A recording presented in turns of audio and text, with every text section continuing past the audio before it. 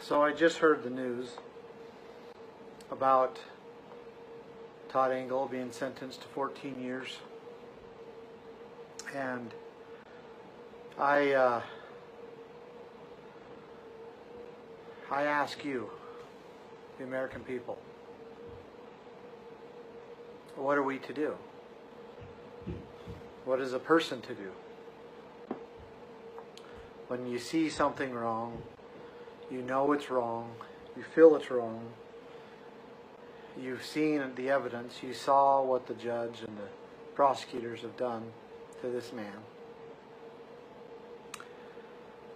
and you know it's completely unjust. You know it's wrong. What do we do? Do we just allow these wicked men and women to trample upon our rights and to put our friends and neighbors in prison? Is that what we do? We just go home, go back to our TVs, whatever else it is we do, our phones, our happy places, and just try to forget that that's so unjust? But what are we to do?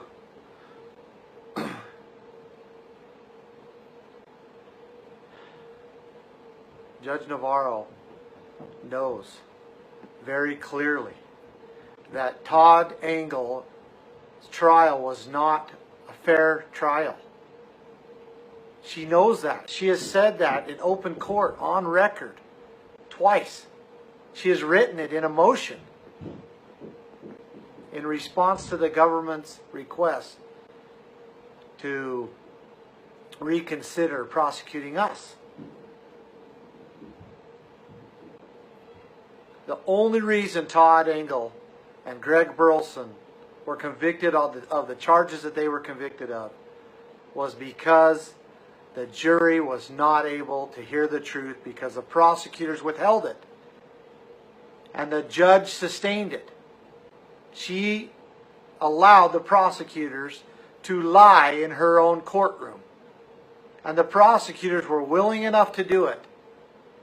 And Steve Myrie, you are a wicked man. Dan Sheesh, you are a wicked man. And Nadia Ahmed, you are a wicked woman. And Judge Navarro, shame on you. You are a wicked woman as well. That man will spend 14 years of his life in those prisons and who knows how many years in probation because of lies, manipulations, misrepresentations. And they're public. They're open. We know it. And yet you, Your Honor, have allowed this to happen. And then you sentence him to 14 years like nothing. You are a wicked, wicked woman. And what to do with you, I don't know. Maybe we all just go home and let Todd suffer through it, I guess.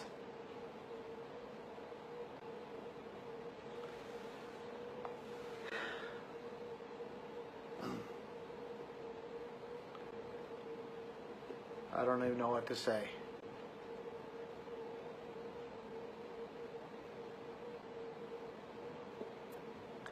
What are we to do? What are our people to do? They come to steal our property, our livelihoods. A good man comes and stands with us peacefully.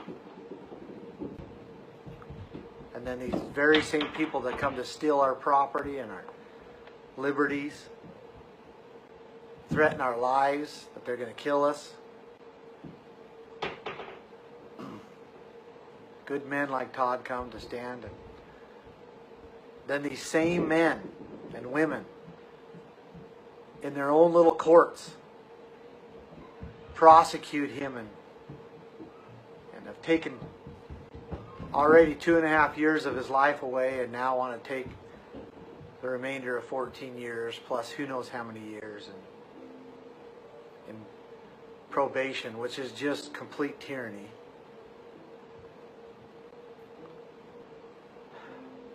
I don't know.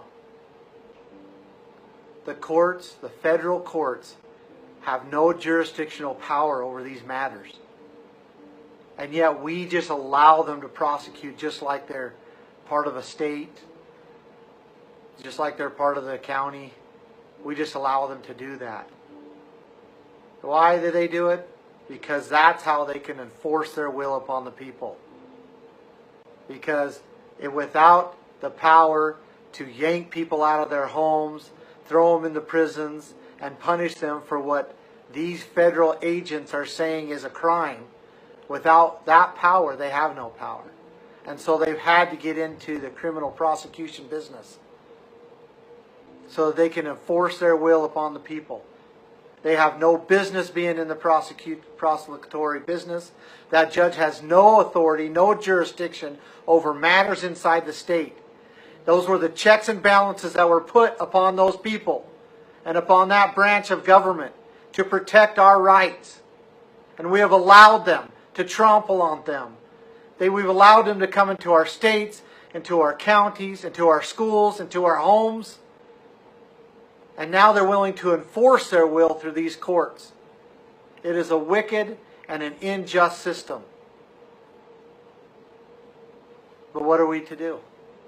What are our people to do? Are we just to stand by and let it happen?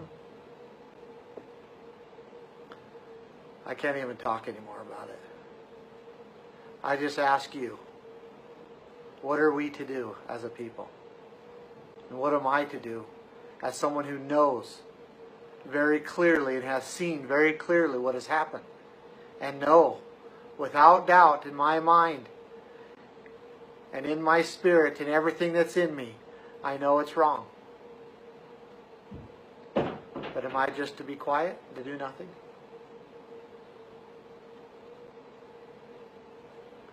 So that's my question to you. What are our people to do?